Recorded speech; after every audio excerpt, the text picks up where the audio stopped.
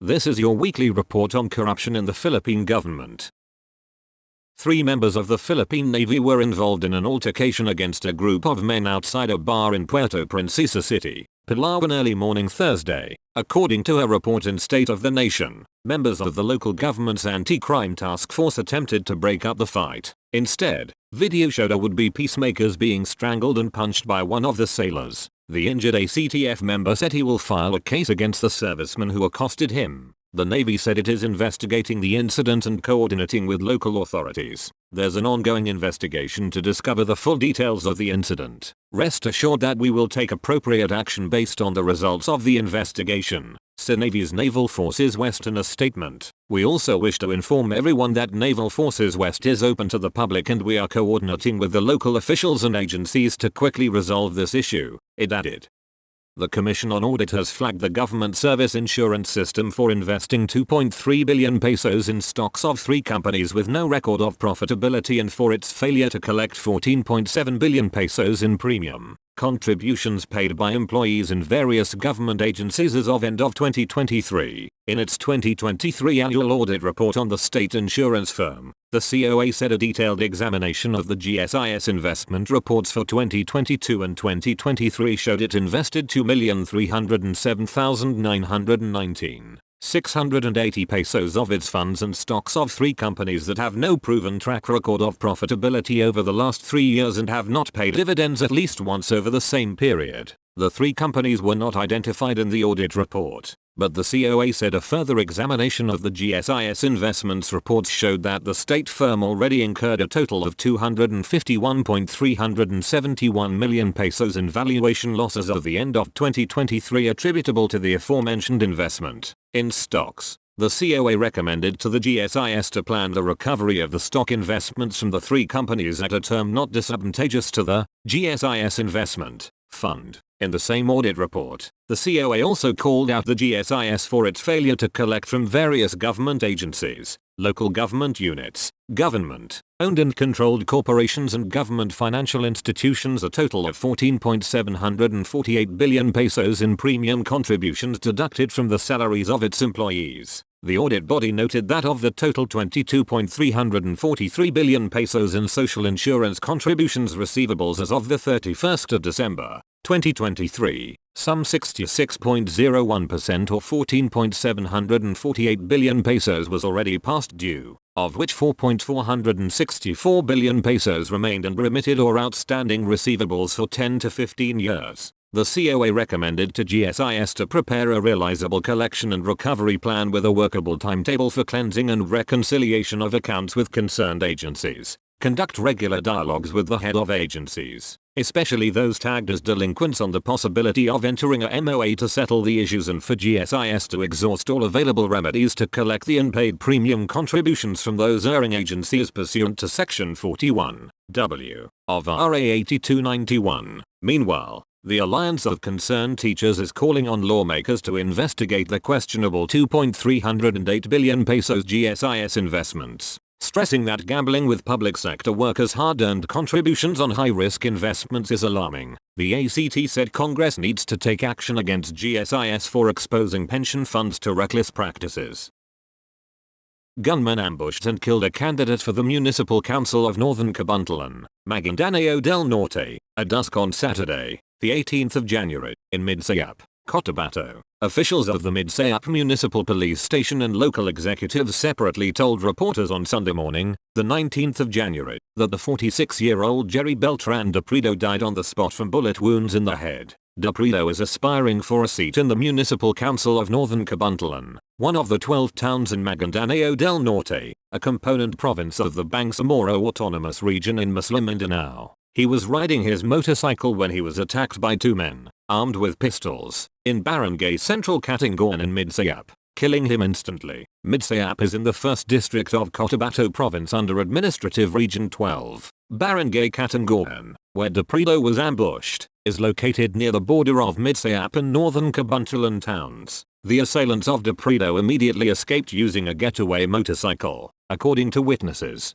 His relatives in northern Kabuntalin told reporters that they are convinced that the murder of Depredo, who had served as member of their municipal council years before, was politically motivated. The director of the Bangsamoro Regional Police, Brigadier General Romeo Juan Macapaz, said he has instructed the director of the Maguindanao del Norte Provincial Police Office to dispatch intelligence agents to Midsayap to help municipal police investigators put a closure to the atrocity that left Depredo dead.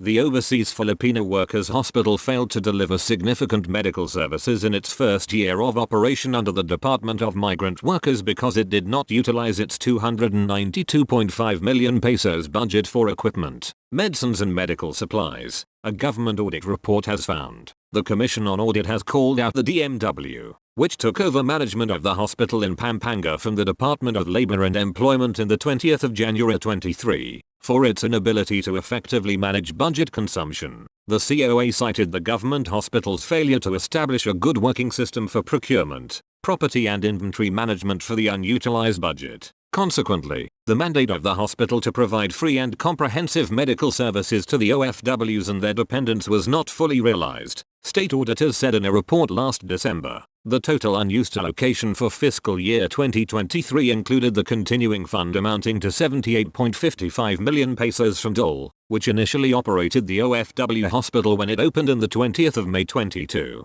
The remaining unused amount, on the other hand, accounted for 67% of the total funding for 2023 at 319.3 million pesos. The machinery and equipment that were not procured due to negligence in using the allotted funds included a digital mammogram, mechanical ventilators, an X-ray machine, 2 anesthesia machines, test kits and laboratories reagents. This negligence was indicative of the inability to establish a good working procurement system, the COA said, adding that it jeopardized the government hospital's effective delivery of services. The state auditor noted further that the OFW hospital had yet to establish its own bids and awards committee. The COA examiners had listed the medical services rendered by the hospital, the bulk of which were laboratories tests with a total of 106,278 patients served. But they pointed out that most of the laboratory's services were outsourced to other hospitals. Around 7.5 million pesos worth of diagnostic services and screening tests for the OFW hospital patients were done at Jose B. Lingard Memorial General Hospital and San Francis de Sales Diagnostic Center Incorporated. Understandably, setbacks are expected since it was the first year that the department managed the operations of the OFW hospital. Nonetheless, the department should be mindful of finding a concrete solution and a system that will accelerate its procurement processes, it stressed. The hospital management agreed to several recommendations from state auditors, including studying the viability of forming a separate bids and awards committee solely for OFW hospital, creating a procurement plan for the needed medical equipment and supplies, strengthening the inventory system and studying existing agreements with the provincial government of Pampanga and possibly creating new ones. The Sandigan has sentenced former Quezon City Mayor Herbert Bautista and former City Administrator Alden Cunha to prison and imposed a lifetime ban from public office following their conviction for graft. In a 146-page decision dated the 20th of January, the Anti-Graft Court's 7th Division found Bautista and Cunha guilty of violating Republic Act 3019, or the Anti-Graft and Corrupt Practices Act. They are each sentenced to suffer an indeterminate penalty of imprisonment of 6 years and 1 month as minimum to 10 years as maximum. Additionally, said accused are sentenced to suffer perpetual disqualification to hold office, the decision stated. The case stems from a 32.1 million pesos payment in 2019 to Geoditor Solutions Incorporated, which was favored in the procurement of an online system designed to process and track occupational permits. Before the project's implementation, applicants were required to visit City Hall in person, often enduring long queues. The Quezon City government procured the online permitting tracking system that year to streamline the application and payment process for occupational permits through a fully digital platform.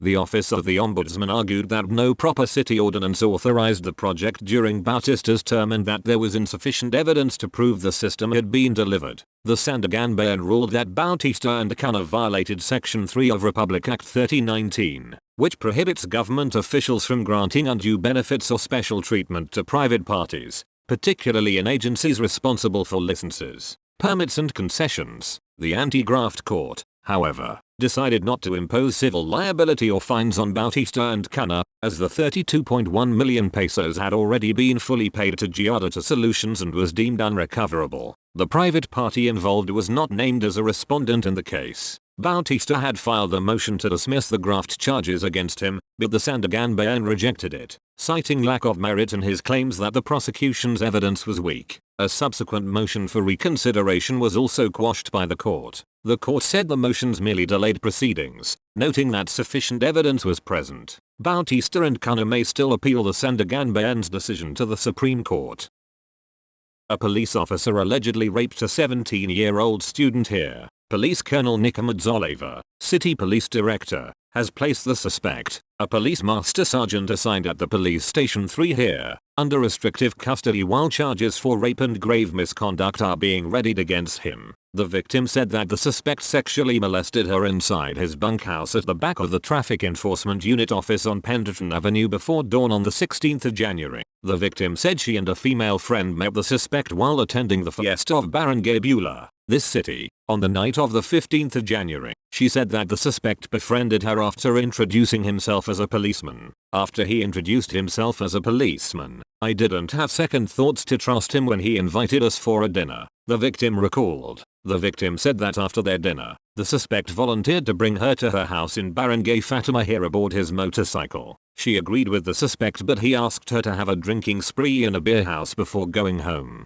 After the drinking spree, the victim, who was already tipsy, requested the suspect to bring her to her house. However, the victim said the suspect brought her to his bunkhouse where she was raped. Oliva has relieved the chief of the Women and Children's Welfare Desk at the police station 1, who allegedly tried to cover up the incident after the victim and her relatives lodged a complaint against the suspect. The city police director said that he does not condone any wrongdoing and misconduct of his erring subordinates.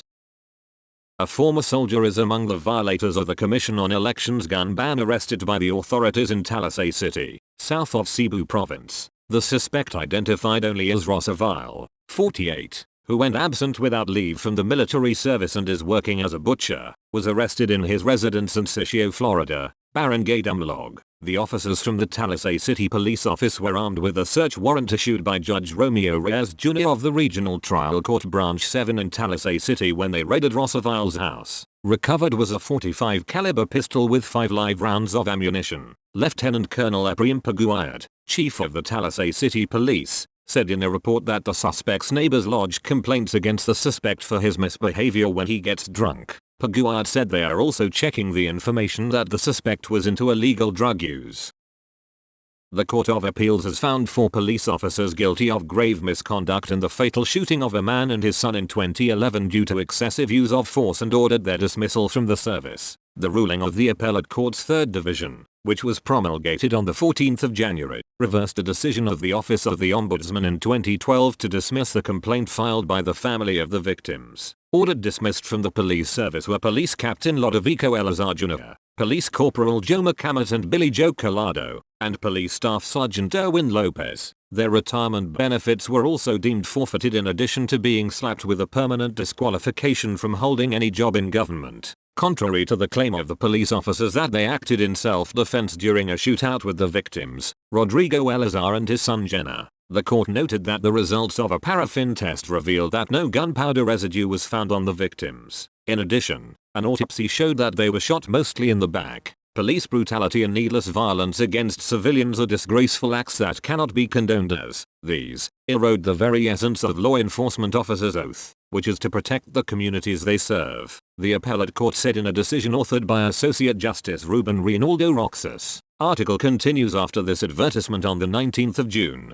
2011. 64-year-old Rodrigo Elazar and his son, 34-year-old Jenna, were fatally shot in their house in Laoac, Pangasinan, with witnesses alleging the victims were targeted by police and barangay officials, including Barangay Captain Edgar Elazar and Barangay Kagord Rogelio Lopez, following a violent altercation. Article continues after this advertisement the 2 victims suffered multiple gunshot wounds and showed no signs of gunpowder residue, contradicting the claims of the respondents that there was a shootout. Article continues after this advertisement the Elazar family filed an administrative complaint for grave misconduct against the police and village officials, but the ombudsman dismissed the case. citing insufficient evidence to challenge the version of events presented by the respondents. In their defense, the police and village officials said the victims had fired at them, adding that they had gone to the house of the Elises in response to a report that Jenner was firing his gun indiscriminately. They also said that two .45 caliber pistol firearms belonging to the two fatalities were recovered at the scene of the incident, along with several spent shells that came from the guns. The appellate court,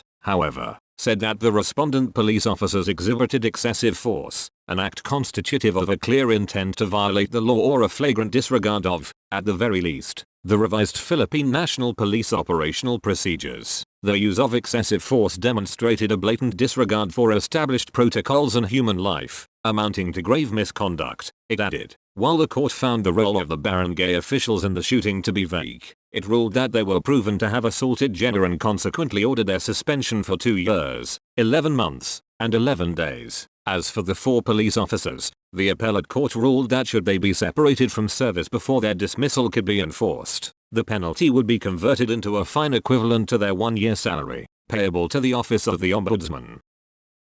The Sandigan Bayan has sentenced a traffic enforcer of the Manila city government to up to 5 years in prison for demanding bribe money from a truck operator in exchange for non-apprehension of his 18 vehicles in case of traffic violations. In a 32-page decision promulgated on the 20th of January, the Anti-Graft Court's First Division denied the appeal of Joselito Garcia of the Manila Traffic and Parking Bureau. In his motion, Garcia sought the reversal of the Manila Regional Trial Court Branch 21's decision finding him guilty of violating Republic Act 3019, the Anti-Graft and Corrupt Practices Act. The First Division modified the RTC's ruling and convicted Garcia of direct bribery under Article 210 of the revised Penal Code. Garcia was ordered to pay a fine of 81,000 pesos, with the accessory penalty of temporary disqualification from holding public office. Based on the charge sheet, Garcia received 27,000 pesos from truck operator Salvador Jacino on the 21st of February, 2020.